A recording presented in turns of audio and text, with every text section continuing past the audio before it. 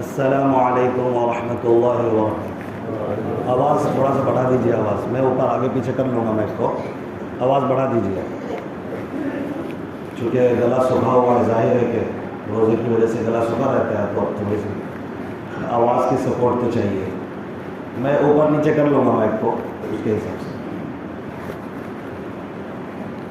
الحمد لله نحمده ونستعينه ونستغفره ونؤمن به ونتوكل عليه ونعوذ بالله من شرور أنفسنا ومن سيئات أعمالنا، من يهده الله فلا مضل له ومن يضلله فلا هادي له، ونشهد أن لا إله إلا الله وحده لا شريك له، ونشهد أن سيدنا ومولانا محمدا عبده ورسوله، اللهم صل على سيدنا محمد وبارك وسلم وعلى آله وأصحابه أجمعين، أما بعد فأعوذ بالله من الشيطان الرجيم، بسم الله الرحمن الرحيم، وعهدنا إلى إبراهيم وإسماعيل أن طهرا بيتي للطائفين والعاكفين والركع السجود، صدق الله العظيم۔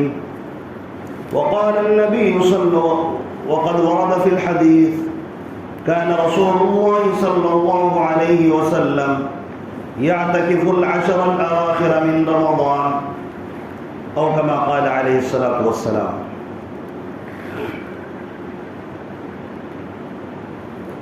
معزز حاضرین، میرے واجب الاحترام بزرگوں اور بھائیوں اور اسلام کے غیور فرزندوں، اللہ تبارک و تعالیٰ نے ہم سب کو زندگی کے بڑے قیمتی ایام عطا فرمائے ہیں۔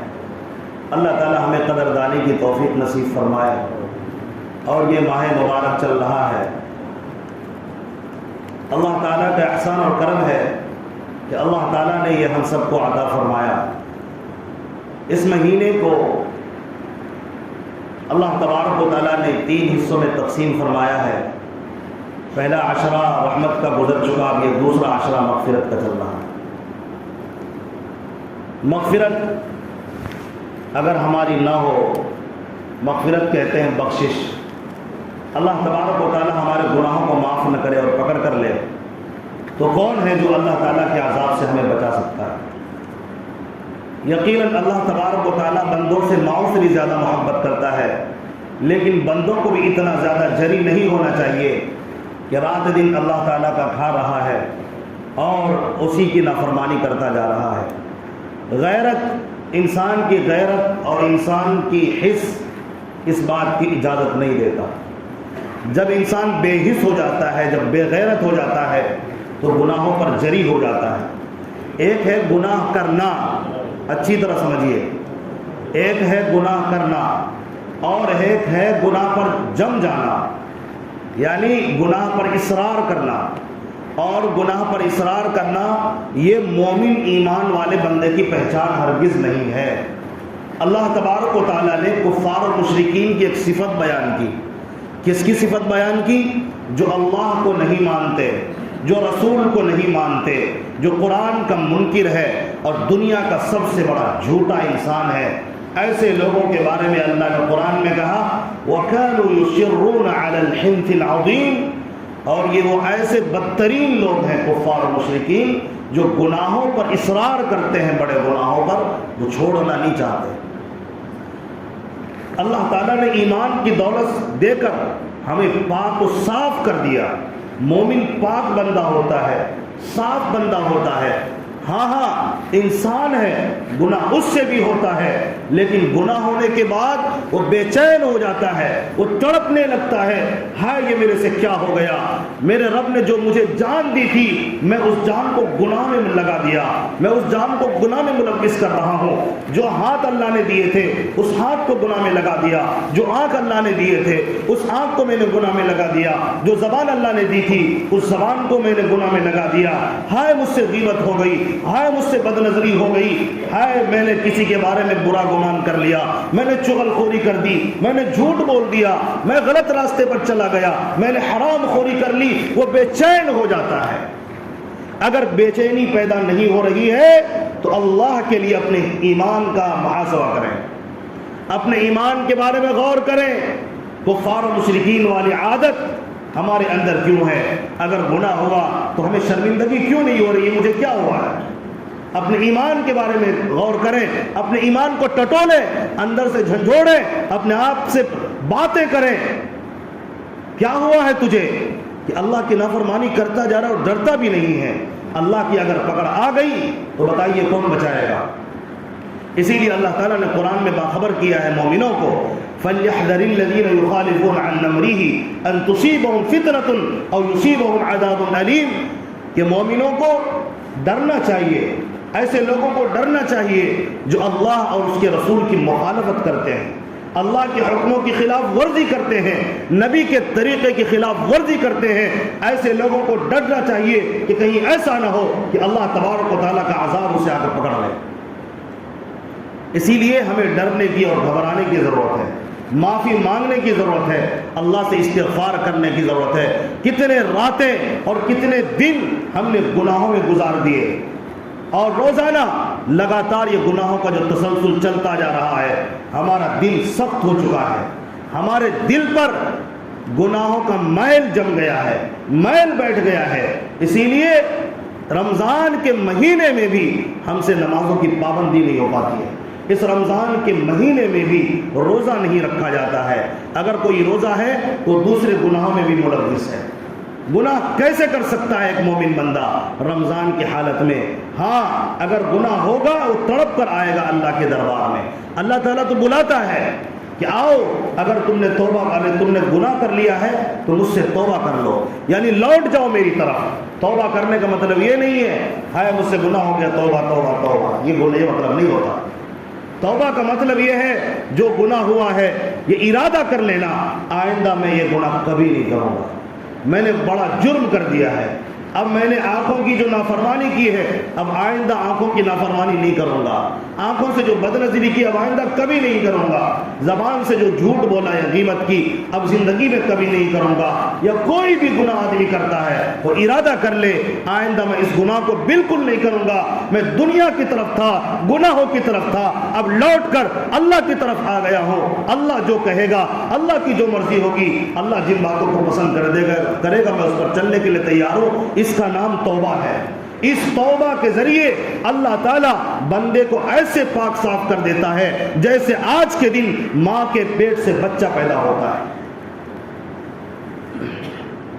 اللہ کے نبی پاک علیہ السلام نے فرمایا التائب من الذنب کمن لا ذنب له، کہ گناہوں سے توبہ کرنے والا ایسا ہے جیسا کہ اس نے گناہ کیا ہی نہیں۔ یہ جو مغفرت کا عشرہ چل رہا ہے، اس کے بعد آخری 10 دن، عشرے کا مطلب 10 دن ہوتا ہے تو 10 دن آتے ہیں، اسی کو پہلا عشرہ یعنی پہلا 10 دن، دوسرا عشرہ دوسرا 10 دن، تیسرا عشرہ تیسرا 10 دن۔ مہینے میں 30 دن ہے تو تینوں کو اللہ تبارک و تعالیٰ نے الگ الگ خصوصیات سے اللہ تعالیٰ نے اس کو پر کر دیا ہے کہ پہلا عشرہ رحمتوں کی خوب بارش ہوتی ہے۔ ایسا نہیں کہ اب اس عشرے میں اللہ کی رحمت نہیں ہوتی، اس کا مطلب یہ نہیں ہے۔ اس کا مطلب یہ ہے کہ پہلے عشرے میں اللہ کی معمول سے زیادہ رحمتیں برستی ہیں، یعنی جو معمول ہے رحمت کی برسات کی اللہ تعالیٰ اس کو زیادہ کر دیتے ہیں۔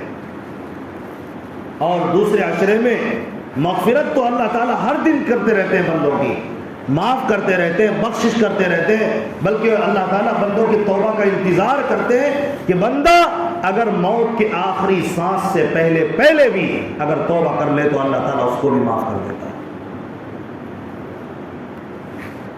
ہم پڑھتے ہیں لیکن سمجھتے نہیں ہیں ایک واقعہ مجھے یاد آ گیا، میں سنا دوں، آپ سنیں اللہ تعالیٰ بندوں سے کتنا پیار کرتا ہے۔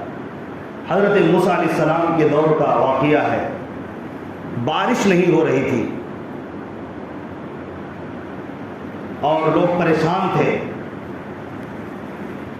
اللہ تبارک و تعالیٰ نے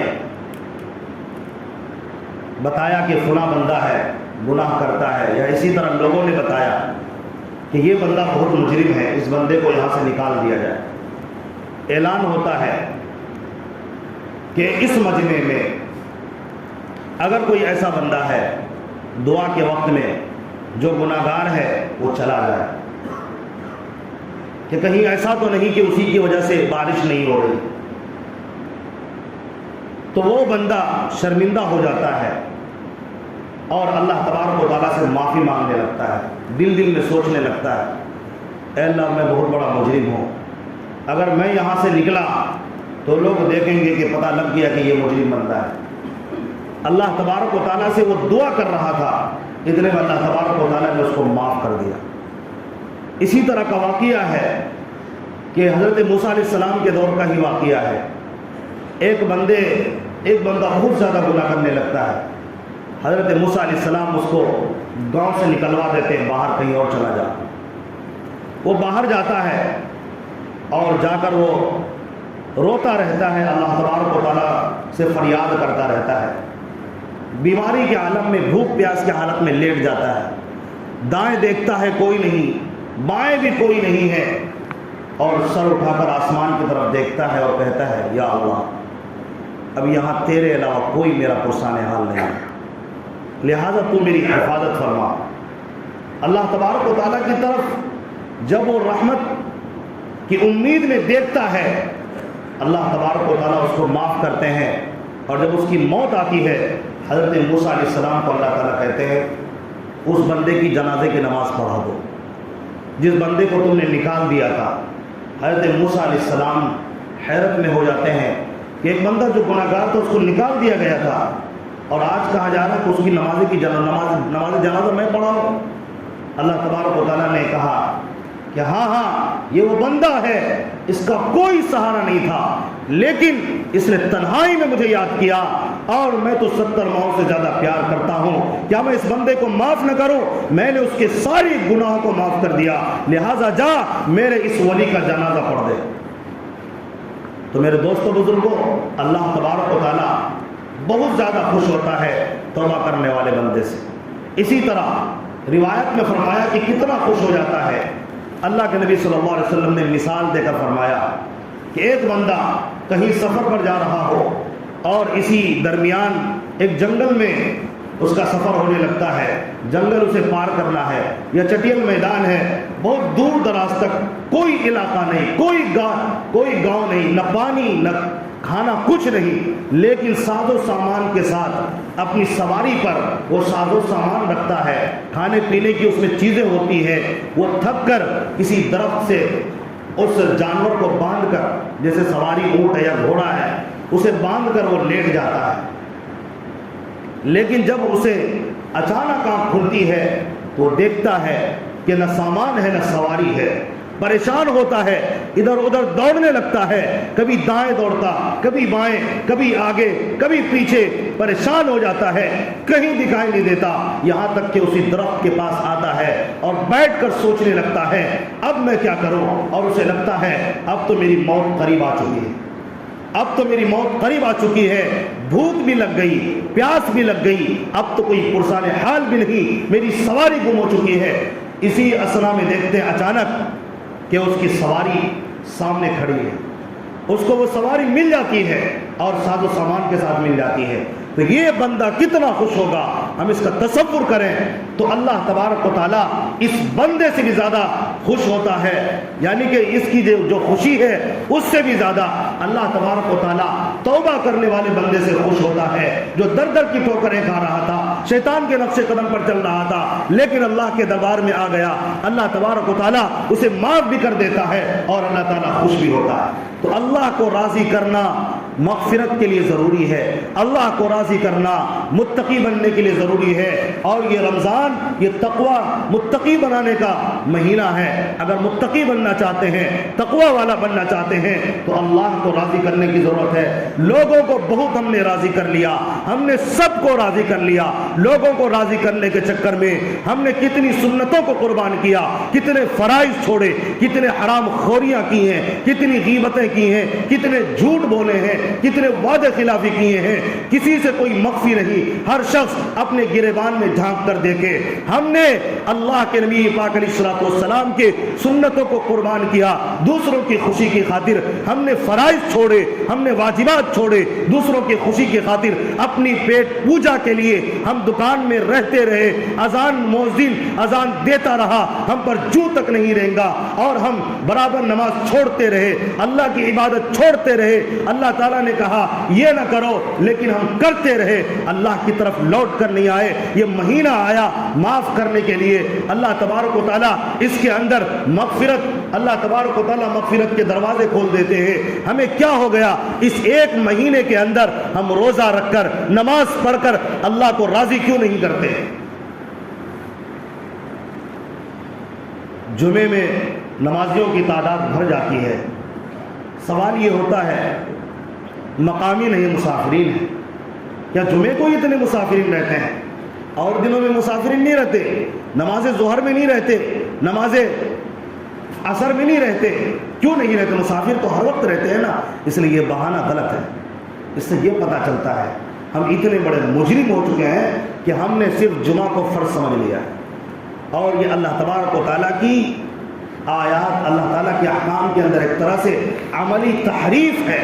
ہم اپنی زبان سے کہتے ہیں فجر بھی فرض ہے، ظہر بھی فرض ہے، عصر بھی فرض ہے، مغرب بھی فرض ہے، عشاء بھی فرض ہے، لیکن میں وہی کروں گا جو میرا دل چاہتا ہے۔ میرا دل چاہتا ہے میں ہفتے میں ایک دن نماز پڑھوں۔ مجھے ایسے مجرمین، ایسے نماز چھوڑنے والے اور یہ گنہگار بندے مجھے یہ بتا دیں، کیا اللہ تبارک و تعالیٰ کا کھانا وہ صرف جمعے کو کھاتے ہیں، یا ظہر میں بھی کھاتے ہیں، عشاء میں بھی کھاتے ہیں، اور بھی اللہ کی نعمتوں کو ہر وقت استعمال کرتے ہیں، یا ہفتے میں ایک دن استعمال کرتے ہیں؟ کیا لباس اللہ تعالیٰ نے جو پہننے کے لیے دیا وہ صرف جمعے کو وطن کرتے ہیں، اور کیا کھانا صرف جمعے کے دن کھاتے ہیں؟ ایسا کیوں ہے؟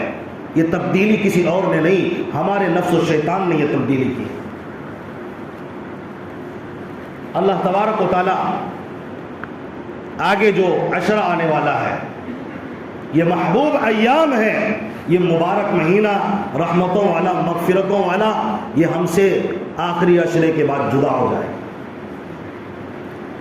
پھر ایک سال کا عرصہ ہے، اس میں کون باقی رہے گا، کون نہیں رہے گا، کسی کو نہیں پتا۔ اس سے پہلے رمضان میں آخری عشرہ کس کو نصیب ہوا، کس کو نہیں ہوا، وہ ہم سب جن کے معلومات میں ہیں، بہت سارے ایسے لوگ تھے جو ہمارے ساتھ تھے لیکن آج وہ ہمارے درمیان نہیں ہیں، ان کو یہ عشرہ نصیب نہیں ہوا۔ اس میں بوڑھے نہیں ہیں بلکہ نوجوان بھی ہیں، بچے بھی ہیں، بوڑھے بھی ہیں، مرد بھی ہیں اور عورتیں بھی ہیں، عالم بھی ہے، جاہل بھی ہے، عوام بھی ہے، سب ایسے لوگ ایک سال کے اندر مر گئے، ان کو یہ رمضان نصیب نہیں ہوا۔ اللہ تعالیٰ کی توفیق سے یہ ملا ہے، اللہ کو راضی کرنے کی ضرورت ہے۔ پوری دنیا ناراض ہو جائے اور اللہ راضی ہو جائے، اللہ کی قسم یہ بندہ کامیاب ہے، اور یہ بندہ عزت والا ہے، اور یہ بندہ آخرت میں بھی کامیاب ہوگا۔ اس لیے کہ پوری دنیا راضی ہو جائے، پوری دنیا خوش ہو جائے، اللہ ناراض ہو گیا، اللہ کی قسم یہ بندہ ناکام ہو جائے۔ اس کا دنیا میں بھی کوئی پرسان حال نہیں، اور آخرت کی لامحدود زندگی میں اللہ تعالیٰ اس کو مجرمین کے صف میں کھڑا کریں گے، کیونکہ اللہ اس سے ناراض تھا۔ یہ بھلے دنیا والوں کے لیے بہت ایسا تھا کہ لوگ اسے دیکھ کر خوش ہوتے، مبارکبادیاں دیتے، لیکن اللہ کی نظروں سے گر گیا تو اس کی کوئی حیثیت نہیں۔ رمضان مبارک کی قدر نہ کرنا اور اس کی پامالی کرنا، اس کو یوں ہی گزار دینا جس طرح عام دنوں کو گزارتے ہیں، تو ہم بڑے بد نصیب ہیں۔ کہیں ایسا نہ ہو کہ اللہ تبارک و تعالیٰ ہمیں کل قیامت کے دن محروم کر دے، ہم سے راضی نہ رہے۔ نبی پاک علیہ الصلوۃ والسلام ایک مرتبہ ممبر پر تشریف لے گئے، اور جاتے ہوئے پہلی سیڑھی پر قدم رکھا تو فرمایا آمین، دوسری پر رکھا تو آمین، تیسری پر رکھا تو آمین۔ صحابہ کرام نماز کے بعد، خطبے کے بعد پوچھنے لگے کہ کیا معاملہ ہوا کہ میں نے آپ کو معمول کے حساب سے ایک الگ انداز میں آج آمین کہتے ہوئے دیکھا؟ نبی پاک علیہ الصلوۃ والسلام نے فرمایا، حضرت جبرائیل علیہ الصلوۃ والسلام یہاں آئے تھے اور وہ بد دعائیں دے رہے تھے، وہ 3 بد دعائیں دیے ہیں 3 قسم کے لوگوں کے لیے، میں اس پر آمین کہتا رہا۔ ایک سیڑھی پر قدم رکھا تو اس میں کہا گیا کہ ہلاک ہو جائے وہ شخص جو رمضان مبارک کا مہینہ پائے اور اس کی مغفرت نہ۔ یہ مغفرت کا عشرہ چل رہا ہے۔ مغفرت کب ہوگی؟ جب ہمارے اندر گناہوں پر افسوس ہوگا، ندامت ہوگی۔ ہم حرام کاری بھی کرتے ہیں، حرام خوری بھی کرتے ہیں، لیکن احساس نہیں ہے کہ ہم گناہ گار ہیں، اور ایسے بڑے بڑے جرائم میں ملوث ہیں، اگر دنیا والوں کو پتہ لگ جائے تو تھوکیں گے بھی نہیں، ہماری طرف تھوکنے کے لیے بھی تیار نہیں ہوں گے، لیکن ایسے مجرم ہیں احساس نہیں ہو رہا ہے۔ تو اللہ تبارک و تعالیٰ کے یہاں مغفرت انہی لوگوں کی ہوتی ہے جو اقرار بھی کرے، یا اللہ مجھ سے گناہ ہو گیا، میں معافی چاہتا ہوں، میں تیرے در پر آ گیا ہوں تو مجھے معاف کر دے۔ اب اگر کوئی بندہ گناہ پر گناہ کر رہا ہے لیکن اسے ندامت بھی نہیں ہو رہی ہے اور توبہ کرنے کے لیے بھی تیار نہیں ہے، تو یہ رمضان کا مہینہ مغفرت انہی لوگوں کو ملتی ہے جو مغفرت چاہتے بھی ہوں، جو مغفرت طلب بھی کرتے ہوں۔ بے طلب بندوں کو مغفرت نہیں ملتی۔ تو ہلاکت ایسے لوگوں کے لیے طے ہو چکی ہے جو رمضان آنے کے بعد بھی اس کی مغفرت نہیں ہوئی۔ دوسری سیڑھی پر قدم رکھا تو آمین کیوں فرمایا؟ نبی صلی اللہ علیہ وسلم نے فرمایا کہ حضرت جبرائیل علیہ السلام نے کہا ہلاک ہو جائے وہ شخص کہ اس کے درمیان نبی کا تذکرہ ہو، نبی کا نام آئے اور وہ درود نہ پڑھے۔ ایسے لوگوں کے لیے ہلاکت ہے۔ آج بیان میں اتنی مرتبہ نبی کا نام لیا جاتا ہے، سب بالکل چپ چاپ سن رہے ہوتے ہیں، خاموش رہتے ہیں، یہ غلط طریقہ ہے۔ جب نبی کا نام آئے تو آپ کی زبان پر آہستہ آہستہ درود جاری رہنا چاہیے۔ یہ اللہ کے نبی سے محبت کی علامت ہے۔ نبی نے اتنا بڑا تحفہ دیا، محنت کر کے، مشقت کر کے صحابہ کی جماعت کو تیار کیا اور دعوت دین پہنچائی، ہدایت کا راستہ بتایا۔ آج ہم نبی کی قربانی کی وجہ سے آج ہم مومن ہیں، لیکن ہم نبی کا نام گزر جاتا ہے لیکن ہمیں توفیق نہیں ملتی کہ نبی پر درود بھیج دیں، اور دنیا کی باتیں کروا لو اس سے، ایسا لگے گا ریڈیو چالو ہو گیا اب یہ چپ ہی نہیں ہوگا۔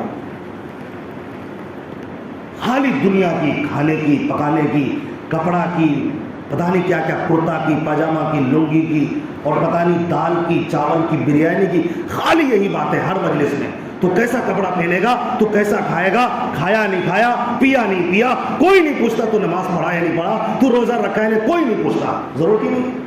خالی پیٹ میں کیا جا رہا ہے، پیٹ سے باہر کیا آ رہا ہے، کیا پہن رہے ہو، یہ کیا زندگی بنا لیا، کس چیز میں الجھے ہوئے ہیں۔ شرم آنی چاہیے، رات دن وہی بات ہے۔ نبی کا نام آ جائے تو درود پڑھیے، منہ کو کھولیے، گونگا مت بنیے، ورنہ ہلاکت طے ہے۔ نبی نے فرمایا حضرت جبرائیل علیہ السلام اللہ کی رحمت کا پاک فرشتہ بد دعا کرتا اور نبی اس پر آمین کہتا ہے، کیا وہ ہلاک نہیں ہوگا؟ اللہ کی قسم، اگر نبی کا نام آئے آپ درود نہیں پڑھتے، اسی وقت میں آپ کی ہلاکت طے ہو چکی ہے۔ اس کو معمولی انداز میں نہ لیں۔ اور نبی نے تیسرے پر جب قدم رکھا تو آمین کیوں فرمایا؟ اس بارے میں نبی صلی اللہ علیہ وسلم نے فرمایا، جبرائیل علیہ السلام فرما رہے تھے کہ ہلاک ہو جائے وہ شخص جو والدین کو پائے اور والدین کی خدمت کر کے اپنی مغفرت نہ کروا لے۔ والدین کو رلاتے ہیں، والدین کو تڑپاتے ہیں، یہ معاشرے کے بدترین اور معاشرے کے سب سے بڑے اگر بے شرم اور بے حیا اگر دیکھنا ہو، یہ ماں باپ کے نافرمان لوگوں کو دیکھ لیجئے۔ ایسے لوگوں کو معاشرے کے اندر رہنے کا کوئی حق نہیں ہے، اس کو کسی جنگل میں جا کے زندگی گزارنا چاہیے۔ جنہیں ماں باپ کی قدر نہیں ہے وہ گھر میں کیا کر رہا ہے؟ ماں باپ نے بڑا کیا، پالا پوسا، درد و غم میں شریک رہا، ماں باپ شریک رہے، اور آج ماں باپ کو آنکھیں دکھاتے شرم نہیں آتی ہے؟ تمہاری آنکھیں ضائع ہو جانی چاہیے تھی۔ تو اگر تم سے ماں باپ ناراض ہیں تو یاد رکھیے اللہ کی قسم اللہ بھی ناراض ہوتا ہے، اور اللہ ناراض ہوگا تو مغفرت کہاں سے ہوگی؟ والدین کو ناراض نہیں کرنا ہے۔ اگر وہ گناہ کا حکم دے وہ نہ کرو، لیکن اگر وہ جائز باتوں کا حکم دے تو اس کے لیے تیار رہیے، میں ضرور کروں گا چاہے مجھ پر مصیبت کا پہاڑ ٹوٹے، کیونکہ اے میرے ماں باپ آپ کی خدمت سے مجھے جنت بھی ملے گی، آپ کی خدمت سے اللہ بھی راضی ہوگا، اللہ بھی ملے گا، لہٰذا میں آپ کو ناراض نہیں کر سکتا۔ اونچی آواز میں بات کرتے ہیں۔ جب چھوٹے تھے اور ماں باپ جوانی کے عالم میں تو اس وقت ذرا زور سے بات کر کے دیکھیں، پتہ ابھی تھپڑ لگنے والا ہے، اور جب بوڑھے ہو گئے، اب تم جوان ہو گئے تو زبان چلانے لگے، شرم میں ڈوب کر مر جائیں ایسے لوگ کسی گلاس میں یا چلو میں پانی لے لیں اور مر جائیں، یہ سارے معاشرے کے بدترین لوگ ہیں جو اللہ کے عذاب کو ہر وقت دعوت دیتے ہیں۔ نبی نے فرمایا دنیا میں کچھ عذاب ایسے ہیں کہ عذابات ایسے ہیں اللہ تعالیٰ یہاں معاف کر دے، گناہ کچھ ایسے ہیں اللہ یہاں معاف کر دے، آخرت میں پکڑ کرے گا، لیکن ماں باپ کی نافرمانی کرنے والا مجرم ایسا مجرم ہے اللہ تعالیٰ اس وقت تک اس کو نہیں اٹھاتے جب تک کہ اس کو مصیبت اور عذاب میں گرفتار نہ کر دے۔ یہ ایسے مجرمین ہیں۔ آخری عشرہ آنے والا ہے، 2-3 منٹ میں بہت اہم بات آپ سے کرنے لگا۔ اگر کوئی چاہتا ہے بندہ کہ وہ اس کو مغفرت کی امید ہو جائے اور اس کو یقین کامل ہو جائے کہ میری مغفرت ہو گئی، آخری عشرے میں نبی صلی اللہ علیہ وسلم اور صحابہ اولیاء بزرگان دین کا طریقہ ہمیشہ سے رہا ہے اعتکاف کرنے کا۔ 10 دن کا اعتکاف کرنے کے لیے سارے لوگ طے کر لیں، مجھے کچھ بھی ہو جائے، دنیا ادھر سے ادھر چلی جائے، لیکن میں اعتکاف کے لیے کوشش کروں گا اور میں آخری عشرے کا اعتکاف کروں گا، اس لیے کہ نبی پاک علیہ الصلوۃ والسلام سے زیادہ مصروفیت، نبی سے زیادہ دین کا کام کرنے والا، نبی سے زیادہ امت کا خیال کرنے والا، نبی سے زیادہ بیوی بچوں کا خیال کرنے والا، نبی سے زیادہ لوگوں کا خیال کرنے والا کوئی سر زمین پر نہیں گزر سکتا، نہ گزرا ہے۔ اپنی امت کے لیے اور پورے عالم کے لیے رحمت للعالمین تھے، لیکن نبی کے بارے میں آیا، بخاری کی روایت ہے، کان رسول اللہ صلی اللہ علیہ وسلم یعتکف العشر الاواخر من رمضان، نبی صلی اللہ علیہ وسلم پابندی کے ساتھ آخری عشرے کا اعتکاف کرتے تھے، کبھی نہیں چھوڑا نبی صلی اللہ علیہ وسلم نے، ہمیشہ آخری عشرے کا اعتکاف کیا۔ اور ایک روایت میں آتا کہ جب آخری رمضان نبی صلی اللہ علیہ وسلم کی وفات سے پہلے کا جو رمضان گزرا، اس میں نبی صلی اللہ علیہ وسلم نے 20 دن کا اعتکاف کیا۔ ایک مرتبہ آپ صلی اللہ علیہ وسلم نے پورے مہینے اعتکاف کیے اور فرمایا کہ ایک عشرہ کا جب اعتکاف کر لیا، دوسرا بھی کر لیا، جب تیسرا آنے لگا تو نبی صلی اللہ علیہ وسلم کو اللہ کی طرف سے حکم ہوا کہ تیسرے عشرے میں لیلۃ القدر کی امید ہے، لیلۃ القدر مل سکتی ہے، اسی لیے تیسرے کا بھی کیا جائے۔ تو صحابہ سے اللہ کے نبی نے کہا کہ جو میرے ساتھ یہ 2 عشرے کے اعتکاف کر چکے وہ آخری عشرے کا بھی اعتکاف کریں، کیونکہ لیلۃ القدر اس آخری عشرے میں ملنے کی زیادہ امید ہے۔ اور پتہ ہے یہ لیلۃ القدر کیا ہے؟ اللہ تعالیٰ نے قرآن میں فرمایا، ایک سورت نازل کر دی، اللہ اکبر، سبحان اللہ، کتنی بہترین رات ہے، کتنی بڑی رات ہے۔ ایک مرتبہ مکالمہ ہوتا ہے دن اور رات کا، دن کہتا ہے میرے اندر بہت ساری فضیلتیں ہیں، میں تجھ سے افضل ہوں، کہتا وہ کیسے کہ سورج نکلتا ہے، دن روشن ہو جاتا ہے، لوگ کام کاج میں لگ جاتے ہیں اور لوگ اپنی روزی کماتے ہیں، تو میں تم سے افضل ہوں، اور اندھیرا چھا جاتا ہے تو لوگ سوئے پڑے رہتے ہیں، اس کی کوئی حقیقت نہیں ہے۔ تو اسی طرح کی فضیلت رات بیان، دن اور ایک بات کہتا ہے میرے اندر میں ایسا ہوں کہ دن میں روزہ رکھا جاتا ہے، رات میں نہیں رکھا جاتا، عبادتوں میں دن میں روزہ رکھا جاتا ہے، تو روزہ تو بہت بڑی دولت ہے۔ اور نمازوں میں 3 نمازیں دن میں ہیں اور رات میں 2 ہی نمازیں ہیں، لہٰذا میں تم سے افضل ہوں، عبادت کے اعتبار سے بھی زیادہ ہے۔ اور فضیلت بتانا شروع کیے، کس نے؟ رات نے، ساری فضیلتیں بتا دی، اور اس نے کہا کہ یہ بھی نہیں کام چلے گا، اس سے بھی کام نہیں چلے گا، ایک ایسی فضیلت بتا جو میرے سے زیادہ ہو، کہا کہ میں ہی ہوں جس میں لیلۃ القدر ہے، یعنی ایسی رات مجھ میں آتی ہے جو 1000 مہینوں سے افضل ہے، لہٰذا ایک رات اگر کسی کو مل جائے گی، تیرے جتنے بھی دن ہو، 1000 مہینے دن اگر کوئی بندہ زندہ رہے اور وہ عبادت کرے، اور تو یاد رکھو صرف ایک رات اسے نہ ملے، اتنے 1000 مہینے عبادت کرنے کے مقابلے میں کسی ایک کو اگر یہ رات نصیب ہو جاتی ہے تو یہ سارے تیرے دن جو ہیں بیکار ہیں اس ایک رات کے سامنے۔ اور جس کو ہر رمضان میں رات مل جائے، اتنی تو کسی کی عمر میں بھی نہیں ہوتی، لہٰذا میں تجھ سے افضل ہوں۔ تو یہ لیلۃ القدر جو آ رہا ہے نا، یہ کسی کو ملے یا نہ ملے، لیکن جو اعتکاف میں بیٹھنے والے ہیں انہیں تو یقیناً ملے گی۔ کیوں؟ اس لیے کہ جو بندہ اعتکاف میں ہوتا ہے مسلسل وہ اللہ کی عبادت میں شمار ہوتا ہے، اللہ کے گھر میں ہوتا ہے، اسی لیے اس کو ملنے کا مکمل چانس ہے۔ اس نے رات آخری عشرہ اس نے گزارنا ہے۔ ظاہر ہے کسی کو توفیق ملے یا نہ ملے، یہ دنیا کے جھمیلوں سے آزاد ہو کر اللہ کے در پر بیٹھ گیا ہے عبادت کے لیے، اور رات دن دعا کر رہا ہے اے اللہ لیلۃ القدر عطا کر دے، اے اللہ لیلۃ القدر عطا کر دے۔ رات میں جب سب سو جاتے ہیں اپنی دنیا میں مست رہتے ہیں، یہ بندہ اللہ کے گھر میں بیٹھ کر مانگتا ہے، کیا اللہ تعالیٰ معتکفین کو، اعتکاف کرنے والے کو لیلۃ القدر نہیں دے گا؟ پوری امید ہے، یقیناً اس بندے کو لیلۃ القدر مل کر رہے گی۔ اسی لیے ارادہ کریں، پوری زندگی ہم نے جو قربانیاں دی دنیا کے لیے دے دی، 10 دن اللہ کے لیے، اللہ کو راضی کرنے کے لیے انشاءاللہ لیلۃ القدر یعنی آخری عشرے کا اعتکاف کریں گے نا انشاءاللہ۔